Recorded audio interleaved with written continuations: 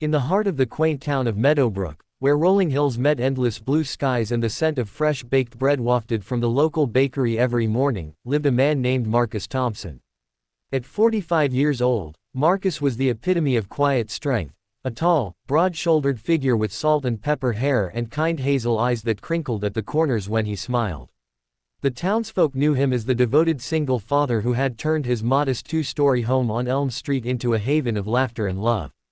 But beneath his composed exterior lay a past dotted with unfulfilled dreams and quiet regrets, ones that would soon unravel in ways he could never have imagined. Marcus had always dreamed of fatherhood.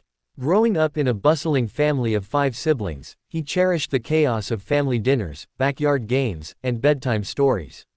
Yet, life had taken unexpected turns.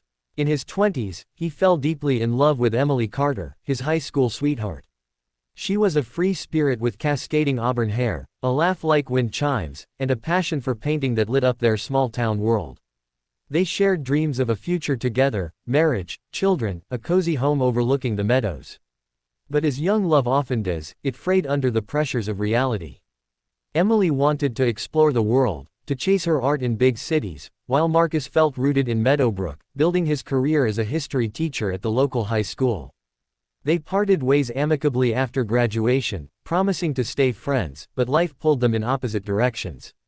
Marcus heard she moved to the city, married briefly, then vanished from his social circles. He dated sporadically over the years but never found the one. By his late 30s, he decided to pursue fatherhood alone, through adoption. The process was arduous but rewarding. Marcus attended seminars, filled out endless paperwork, and underwent home studies. He chose a closed adoption, respecting the privacy of the birth parents while focusing on the children who needed him. When he first laid eyes on Evan and Oliver, identical twins with curly brown hair, bright green eyes, and infectious giggles, he knew they were meant to be his. Born prematurely but healthy, the boys were just 6 months old when Marcus brought them home. The community rallied around him. Neighbors dropped off casseroles, his parents, retired and living nearby, became doting grandparents, and even his students at school celebrated with handmade cards. Life with the twins was a whirlwind of joy. Evan, the bolder of the two, loved climbing trees and building forts in the backyard, his imagination boundless. Oliver, more introspective, preferred drawing pictures and reading books, often sketching scenes that reminded Marcus vaguely of Emily's artistic style, though he dismissed it as coincidence. Mornings started with pancake breakfasts, where syrup-sticky fingers left prints on the kitchen table. Afternoons were filled with park visits, where the boys chased butterflies across the green fields of Meadowbrook Park. Evenings wound down with story time, Marcus's deep voice weaving tales of adventure that lulled them to sleep. Years flew by. The twins turned 8, then 10, their bond with Marcus unbreakable. He coached their little league team, attended every school play, and taught them to ride bikes on the winding paths near the river.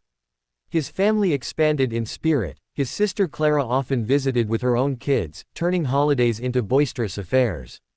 Marcus's parents, Harold and Margaret, spoiled the boys with homemade cookies and fishing trips. "You're doing a fine job, son," Harold would say, clapping Marcus on the back. "These boys are lucky to have you." Marcus felt complete, his earlier loneliness a distant memory. He rarely thought about the boys' biological origins. The closed adoption meant those details were sealed, and he was content with that. Someday, when they were older, he'd explain it all. For now, they were simply his sons. But fate has a way of disrupting even the most idyllic lives. It began on a crisp autumn afternoon, the kind where leaves crunched underfoot and the air carried the promise of harvest festivals. Marcus was grading papers at his desk when his phone rang. It was Miss Harper, Oliver's 4th-grade teacher. "Mr. Thompson, you need to come quickly." Oliver collapsed during recess. "He's been rushed to Meadowbrook General Hospital."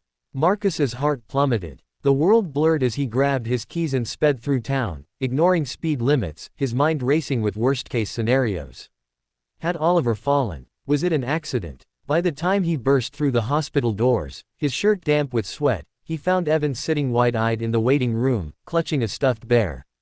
"Dad, Ollie he got dizzy and fell," Evan whispered, tears streaking his cheeks. The doctors were efficient but cautious. "Doctor, Elena Ruiz, a compassionate woman with a no-nonsense demeanor, explained that Oliver had experienced severe dizziness, nausea, and a rapid heartbeat, symptoms that could indicate anything from dehydration to a genetic disorder. Tests were underway, but without family medical history, they were flying blind. In closed adoptions, accessing birth records requires a court order, she said gently. Especially for medical emergencies. Marcus nodded numbly, his world teetering. That night, as Oliver rested in a hospital bed hooked to monitors, Marcus filed for the court order. The process was expedited due to the urgency, but waiting felt eternal. Days blended into a haze of hospital visits, where Marcus alternated between holding Oliver's hand and reassuring Evan at home. His family stepped in. Clara took Evan for sleepovers, his parents brought meals, but the anxiety gnawed at Marcus. What if it was hereditary? A heart condition? Something passed down from unknown parents. Nights were the worst. He'd pace his living room, staring at photos of the boys, praying for answers. The court granted access after a tense week. The envelope arrived via certified mail, thick and official, bearing the seal of the state adoption agency. Marcus held it in his trembling hands, the paper cool against his skin. Part of him wanted to rip it open immediately, but another voice urged caution. What if the truth shattered their perfect family? He decided to wait, sealing it away in his desk drawer. It's for Oliver's health, he told himself. Not my curiosity. But sleep evaded him that night. Memories flooded back, childhood dreams of fatherhood, the ache of lost love with Emily. By dawn, resolve hardened.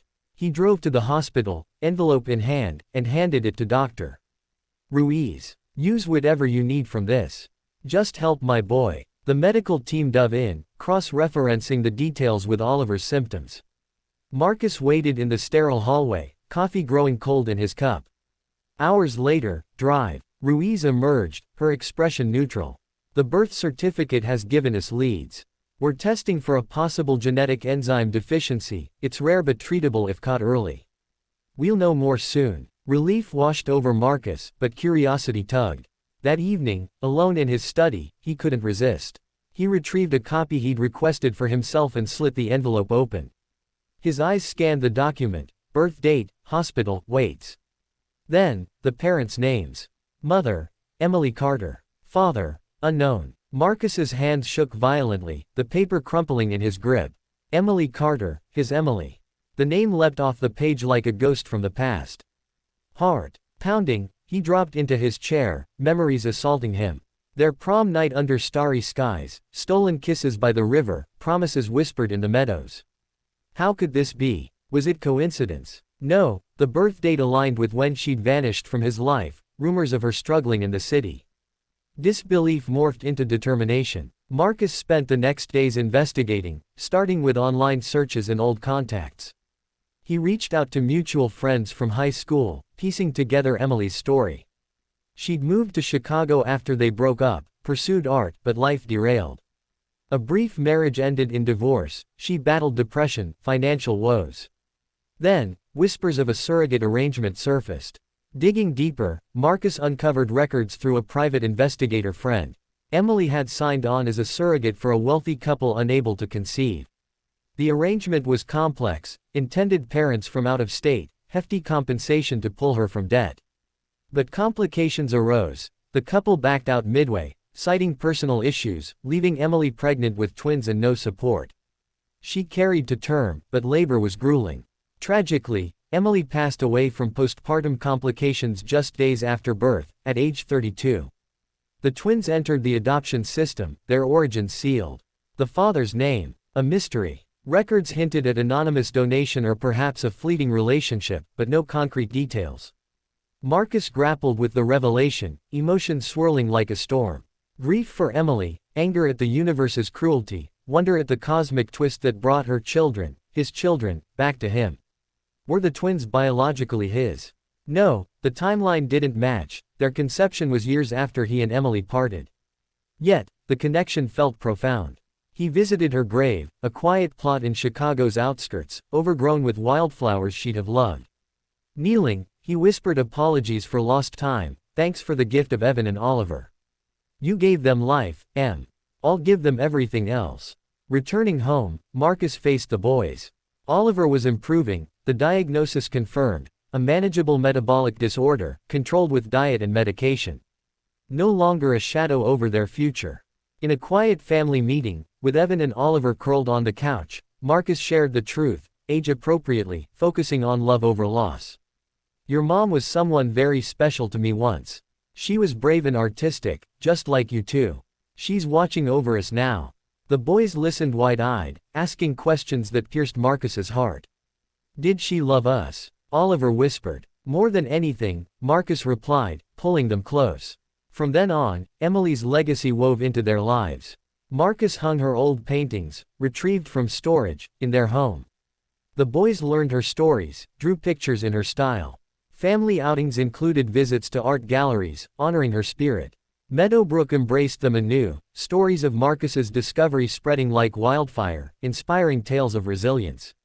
Years later, as the twins grew into teenagers, their bond with Marcus remained unbreakable. Oliver's health thrived, Evan's adventures continued. Marcus, forever changed, understood family as more than blood, love, choices, unseen threads connecting past to present. In quiet moments, Marcus reflected on that envelope, the tremor in his hands. It shattered his world, only to rebuild it stronger. Emily's gift endured in every laugh, every hug. And in Meadowbrook's vibrant heart, their story became legend, a testament to love's enduring power. Word count, 1528.